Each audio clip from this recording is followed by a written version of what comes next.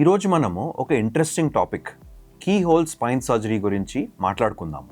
Hi, నా పేరు doctor Ravish. నేను ఒక న్యూరో సర్జన్. అలాగే brain, spine and health tips గురించి సింప్లిఫైడ్గా వీడియోస్ తయారు చేస్తాను.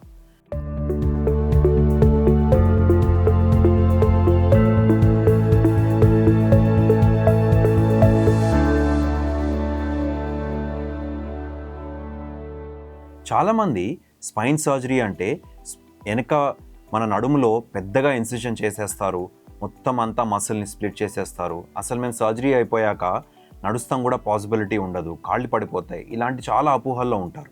అయితే స్పైన్ సర్జరీ అనేది ఈ మధ్యకాలంలో చాలా అడ్వాన్స్ అయిపోయింది.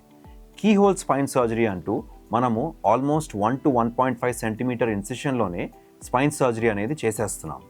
అదే రోజు పేషెంట్ని నడిపిస్తున్నాము, రెండో రోజుకి పేషెంట్ని డిశ్చార్జ్ చేసేస్తున్నాము. ఒక వారంలో 10 రోజుల్లో పేషెంట్స్ వాళ్ళ పనికి వాళ్ళు వెళ్ళిపోతున్నారు. ఈ అన్ని అడ్వాన్స్మెంట్స్ గురించి చాలా తక్కువ మందికి అవగాహన ఉంటుంది.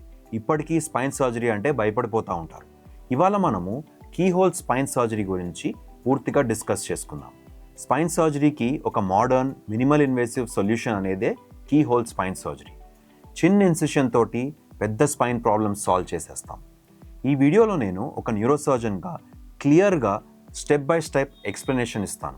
అసలు ఈ కీ హోల్ స్పైన్ సర్జరీ అంటే ఏంటి, దీంట్లో ఎలాంటి ప్రాబ్లమ్స్ని మనం డీల్ చేయగలుగుతాము, ఎలాంటి ప్రాబ్లమ్స్కి కీ హోల్ స్పైన్ సర్జరీ అనేది పనికిరాదు, దీనివల్ల కాంప్లికేషన్స్ ఎలాంటి ఎక్స్పెక్ట్ చేయొచ్చు, అలాగే రికవరీ టైం ఏముంటుంది అనేది పూర్తిగా మనం తెలుసుకుందాం. మనము ట్రెడిషనల్ స్పైన్ సర్జరీలో మజిల్స్ని పూర్తిగా కట్ చేసి వాటిని సైడ్కి జరిపి వైడ్ ఎక్స్పోజర్ చేసుకుని స్పైన్ సర్జరీ అనేది చేసేవాళ్ళం.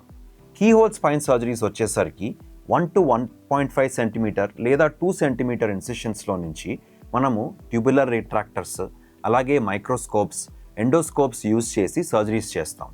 దీనివల్ల గోల్ ఏంటంటే మినిమల్ మజిల్ డ్యామేజ్ చేసి మ్యాక్సిమం నర్వ్ డీకంప్రెషన్ చేయగలుగుతున్నాం. మన స్పైన్లో 33 వర్టిబ్రా ఉంటాయి, మధ్యలో డిస్క్లు ఉంటాయి. డిస్క్లు అనేవి యూజువల్గా షాక్ అబ్జార్ప్షన్ కోసం పనిచేస్తాయి. ఏదైనా కారణం వల్ల ఈ డిస్క్స్ బల్జ్ అయ్యి డిస్క్లో నుంచి నరాలు డ్యామేజ్ అయ్యి ఈ డిస్క్ బల్జ్ వల్ల మనకి ఇబ్బందులు స్టార్ట్ అవుతాయి.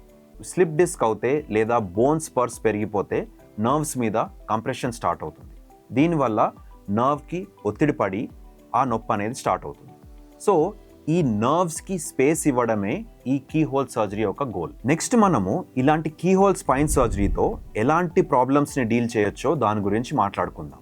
మనం మోస్ట్ కామన్గా ఇలాంటి కీ హోల్ స్పైన్ సర్జరీ తోటి ఒక సింపుల్ ప్రాబ్లమ్ని డీల్ చేస్తూ ఉంటాం. అదేంటంటే lumbar disc prolapse. Lumbar disc ప్రొలాప్స్కి మనము ఇలాంటి కీ హోల్ సర్జరీ అనేది మోస్ట్ కామన్గా యూజ్ చేస్తూ ఉంటాం. రెండోది వచ్చేసి షియాటికా ప్రాబ్లం. థర్డ్ వచ్చేసి ఫొరామినల్ స్టీనోసిస్. కొన్నిసార్లు మనము సెలెక్టివ్ కేసెస్లో స్పైనల్ కెనాల్ స్టీనోసిస్లో కూడా ఈ కీ హోల్ సర్జరీస్ అనేది యూజ్ చేస్తూ ఉంటాం. అలాగే సర్వైకల్ డిస్క్ హర్నియేషన్లో కూడా సర్వైకల్ డిస్క్ ప్రాబ్లమ్స్ని డీల్ చేస్తూ ఉంటాం. ఈ మధ్యకాలంలో అడ్వాన్స్మెంట్స్ తోటి లో గ్రేడ్ స్పాండిలోలిస్థెసిస్ అంటే గ్రేడ్ 1లో అలాంటి గ్రేడ్ 1 స్పాండిలోలిస్థెసిస్లో మినిమల్ ఇన్వేసివ్ టెక్నిక్స్ తోటి పర్క్యూటేనియస్ స్క్రూస్ వేసుకుని ఇలాంటి ప్రాబ్లమ్స్ని డీల్ చేస్తున్నాం. మోస్ట్ సక్సెస్ఫుల్గా మనం డీల్ చేసేది డిస్క్ ఫ్రాగ్మెంట్ మైగ్రేషన్. అంటే చిన్న డిస్క్ బయటకు వచ్చేసి నరం మీద ఒత్తుకుంటా ఉంటే ఈ కీ హోల్ సర్జరీ అనేది వాళ్ళకి చాలా అడ్వాంటేజ్గా మారిపోయింది. అసలు ఈ కీ హోల్ సర్జరీ అనేది ఎలా చేస్తాం? కీ హోల్ సర్జరీ అనేది మనం పేషెంట్ని యూజువల్గా లోకల్ ఎనెస్థీషియాలో కానీ జనరల్ ఎనెస్థీషియాలో కానీ పేషెంట్ని బోర్లా పడుకోబెట్టి అంటే ప్రోన్ పొజిషన్లో పడుకోబెట్టి 1 to 1.5 సెంటీమీటర్ ఇన్సిషన్ మాత్రమే ఇచ్చి సాఫ్ట్ టిష్యూని చాలా జెంటల్గా డైలేట్ చేసుకుని ట్యూబులర్ రిట్రాక్టర్స్ కానీ ఎండోస్కోప్ కానీ పెట్టి లేదా ఎండోస్కోప్ పెట్టి మనము కరెక్ట్గా ఆ బోన్ని ఐడెంటిఫై చేస్తాం. ఆ బోన్ని చిన్న బోనీ స్పర్ని కానీ మనము మెల్లగా ఒక డ్రిల్, హై స్పీడ్ మెట్రానిక్ లాంటిది కంపెనీ డ్రిల్ యూజ్ చేసుకుని మెల్లగా దాన్ని షేవ్ ఆఫ్ చేసి దానితో పాటు ఆ నర్వ్ని ఐడెంటిఫై చేస్తాం. ఈ ఐడెంటిఫై చేసి ఈ నర్వ్ మీద దేనివల్ల ఒత్తిడి పడుతుంది అనేది ఐదర్ అది డిస్కా లేదా ఇట్లాంటి బోనీ ఫ్రాగ్మెంట్, బోనీ స్పర్ వలన అనేది ఐడెంటిఫై చేసి దాన్ని తొలగిస్తాం. ఇది తొలగిస్తే ఆటోమేటిక్లీ ఆ నర్వ్ అనేది ఫ్రీ అయిపోతుంది. ఫ్రీ అయిపోయాక మనకి ఇలాంటి నొప్పి నుంచి మనం బయటపడిపోతాం. తర్వాత ఇలాంటి ఈ చిన్న 1 to 1.5 సెంటీమీటర్ ఇన్సిషన్ని చిన్న స్టిచ్ తోటి క్లోజ్ చేసేస్తాం. సో ఇలాంటి సర్జరీ అనేది మనం చాలా వరకు డే కేర్ ప్రొసీజర్ లాగానే చేసేస్తున్నాం. నెక్స్ట్ చాలామందికి కామన్గా వచ్చే డౌట్, ఎండోస్కోపా, మైక్రోస్కోపా, ట్యూబులర్ సిస్టమా, ఎలాంటి సిస్టమ్ అనేది కీహోల్ సర్జరీస్లో యూజ్ చేస్తారా అనేది. నిజం చెప్పాలి అంటే ఇవన్నీ ఒక ఇండివిజువల్ టెక్నిక్స్. యూజువల్గా మనము దీన్ని ఎండోస్కోప్ ద్వారా చేస్తాము లేదా మైక్రోస్కోప్ ద్వారా చేస్తాము. ట్యూబులర్ రిట్రాక్టర్ అనేది మనం పెట్టుకున్నాక యూజువలీ మైక్రోస్కోప్ అనేది తప్పకుండా మనకి అవసరం పడుతుంది. సో ఎండోస్కోపిక్ సర్జరీలో మనము ఒక ఎండోస్కోప్ అనేది పాస్ చేసుకుని దాన్ని ఒక కెమెరా సిస్టమ్ కనెక్ట్ చేసుకుని ఇలాంటి సర్జరీ అనేది చేస్తాం.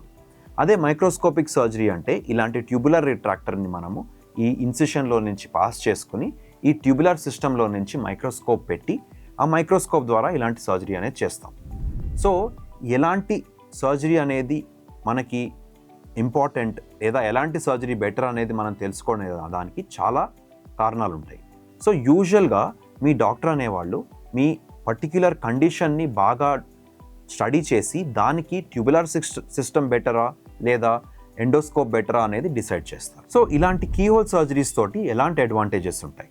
నేను చెప్పినట్టు ఓన్లీ 1 to 1.5 సెంటీమీటర్ ఇన్సిషన్ ఉంటుంది, చాలా మినిమల్ మసిల్ కటింగ్ ఉంటుంది, చాలా తక్కువ బ్లడ్ లాస్ ఉంటుంది, చాలా తక్కువ పోస్ట్ ఆపరేటివ్ పెయిన్ ఉంటుంది, చాలా వరకు అదే రోజు మీరు నడవగలుగుతారు, నెక్స్ట్ డే డిశ్చార్జ్ అయిపోగలుగుతారు. అలాగే వారం 10 రోజుల్లోనే మీరు మీ పనికి పూర్తిగా రెగ్యులర్గా వెళ్ళిపోగలుగుతారు. చిన్న ఇన్సిషన్, చిన్న స్కార్ ఉంటుంది. సో కాస్మెటికలీ కూడా పెద్దగా డిసడ్వాంటేజ్ మనం తర్వాత చూడం. అలాగే ఇన్ఫెక్షన్ రేట్స్ కూడా ఇలాంటి కీహోల్ సర్జరీస్లో చాలా తక్కువ ఉన్నాయని మనము అబ్జర్వ్ చేస్తున్నాము. అలాగే స్పైన్ ఒక న్యాచురల్ ఎనాటమీ అనేది పూర్తిగా మనం ప్రిజర్వ్ చేయగలుగుతున్నాము. సో దీంతో మీరు ఎలాంటి రీహాబిలిటేషన్ కూడా లేకుండా మీ పనికి మీరు రెగ్యులర్గా వెళ్ళిపోవచ్చు. నెక్స్ట్ మనము ఇలాంటి కీహోల్ సర్జరీ ఎలాంటి కేసెస్లో పాసిబిలిటీ ఉండదో దాని గురించి డిస్కస్ చేసుకుందాం. కీహోల్ సర్జరీ అనేది అన్ని స్పైన్ సర్జరీస్లో పాసిబిలిటీ ఉండదు. కొన్నిసార్లు మనకి మల్టిపుల్ లెవెల్స్లో చాలా సివియర్గా స్టీనోసిస్ ఉండి చాలా ఎక్కువ లెవెల్స్లో మనకు సర్జరీ అవసరం ఉంటే ఈ కీహోల్ సర్జరీ అడ్వాంటేజ్ మనకి ఇంకా ఉండదు. ఎందుకంటే మల్టిపుల్ కీహోల్స్ చేసేదానికంటే వైడ్ ఎక్స్పోజర్ అనేది చాలా పేషెంట్కి బెనిఫిషియల్ అయిపోతుంది.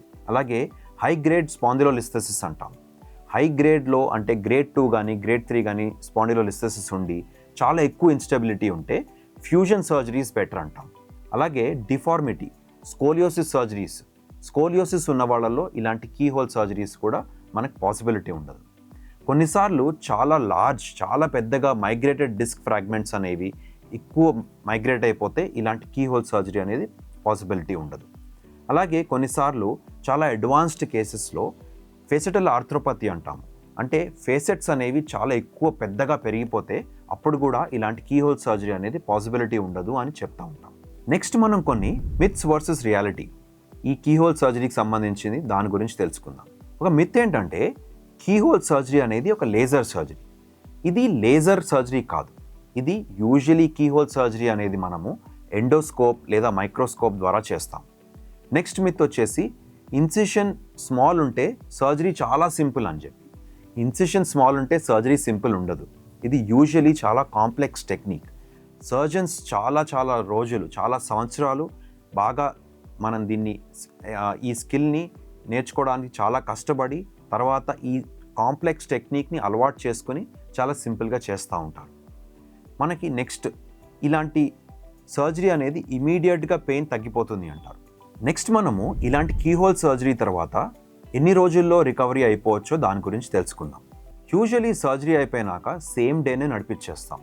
ఒక 24 గంటల్లో మెల్లగా అక్కడ ఉన్న నొప్పి కూడా పూర్తిగా తగ్గిపోతుంది.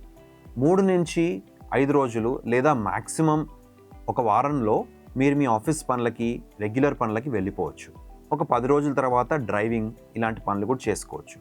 ఒక నెల 45 డేస్ తర్వాత మీరు మీ ఎక్సర్సైజెస్ రొటీన్స్ అంటే మీ జిమ్కి వెళ్తాము, జాగింగ్ అనేది స్టార్ట్ చేసేసుకోవచ్చు. హెవీ వెయిట్ లిఫ్టింగ్ అనేది తప్పకుండా ఒక 6 to 8 వీక్స్ వరకు అవాయిడ్ చేయమని చెప్తాం. అండ్ ఫైనల్గా ఇలాంటి సర్జరీ తర్వాత రెగ్యులర్ ఎక్సర్సైజెస్ చేసుకుని తర్వాత ప్రాపర్ పోస్చర్ మెయింటైన్ చేసుకోవడం చాలా అవసరం అని చెప్తూ ఉంటాం. చాలామంది ఇలాంటి కీహోల్ సర్జరీస్లో ఎలాంటి కాంప్లికేషన్స్ కూడా ఉండవా అని అడుగుతూ ఉంటారు. నిజం చెప్పాలి అంటే కాంప్లికేషన్స్ అనేవి థియరిటికలీ ఉంటాయి. అదేంటంటే నెంబర్ 1 కాంప్లికేషన్ వచ్చేసి కీహోల్ సర్జరీస్లో మనం చాలా చిన్న ఇన్సిషన్స్, చాలా చిన్న బోన్ ఇన్సిషన్స్ చేస్తున్నాం కాబట్టి ఒక డిస్క్ ఏ డిస్క్ అయితే బయటికి వచ్చిందో ఆ డిస్క్ మాత్రమే తీసి నరాన్ని ఫ్రీ చేయగలుగుతున్నాం. Remaining part of the regular disc అనేది లోపలే ఉండిపోతుంది. కాబట్టి మీరు మీ ఎక్సర్సైజ్ రొటీన్, మీరు మీ స్ట్రెంథనింగ్ రొటీన్ అనేది మీరు కరెక్ట్గా చేసుకోకపోతే ఇలాంటి రికరెన్స్ అనేది వచ్చే అవకాశం మనం 5-10% పేషెంట్స్లో చూస్తూ ఉంటాం. కొన్నిసార్లు రేర్గా మనం ఇలాంటి సర్జరీస్ చేసేటప్పుడు డ్యూరల్ టేర్స్ చూస్తూ ఉంటాం. ఇలాంటి డ్యూరల్ టేర్స్ అయితే దాన్ని కొంచెం రెగ్యులర్గా హ్యాండిల్ చేసుకున్నాక ఒక 3 to 4 days additional rest period అవసరమని చెప్తూ ఉంటాం.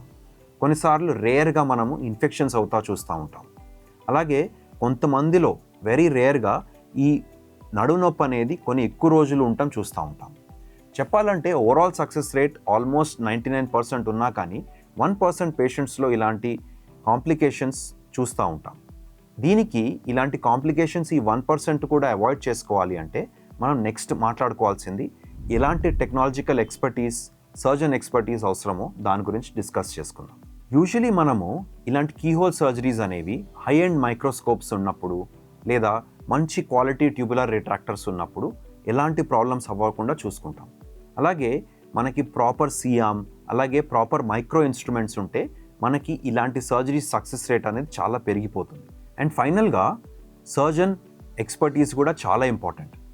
మీ సర్జన్ అనేవాళ్ళు ఇలాంటి సర్జరీస్ ఎన్ని చేశారు, ఎన్ని రోజుల నుంచి ఇలాంటి టెక్నిక్స్ పాటిస్తున్నారు, అది చాలా ఇంపార్టెంట్. అలాగే మీరు ఈ సర్జన్ ఎక్స్పీరియన్స్ అండ్ అవుట్కమ్ని వాళ్ళ ప్రీవియస్ పేషెంట్స్ తోటి డిస్కస్ చేసుకుని లేదా అదే సర్జన్తో డిస్కస్ చేసుకోవడం చాలా ఇంపార్టెంట్. అలాగే రైట్ లెవెల్ ఆఫ్ టీమ్ని కూడా సెలెక్ట్ చేసుకోవడం చాలా ఇంపార్టెంట్. యూజువల్గా మనము మాలాంటి ప్రాక్టీసెస్కి మీరు వచ్చినట్టయితే యూజువల్గా మనం టీమ్ ప్రాక్టీసెస్ చేస్తాం. అన్నిటికంటే ఇంపార్టెంట్ ఇలాంటి సర్జరీస్లో ప్లానింగ్, ప్రెసిషన్ అనేది చాలా ఇంపార్టెంట్. అంటే మీకున్న కండిషన్కి కరెక్ట్ టెక్నిక్ చూస్ చేసుకోవడం చాలా ఇంపార్టెంట్. సో మీ సర్జన్ దగ్గరికి వెళ్ళి మీ ప్రాబ్లమ్ని పూర్తిగా డిస్కస్ చేసుకుని టైం తీసుకుని డెసిషన్ తీసుకోవడం చాలా అవసరం. సో నేను ఫైనల్గా చెప్పదలుచుకుంది ఏంటంటే ఈ కీహోల్ సర్జరీ అనేది ఒక safe option and highly advanced option. So మీరు కరెక్ట్ టెక్నిక్ని కరెక్ట్ టైంలో చూస్ చేసుకుంటే రిజల్ట్స్ అనేవి చాలా బాగుంటాయి.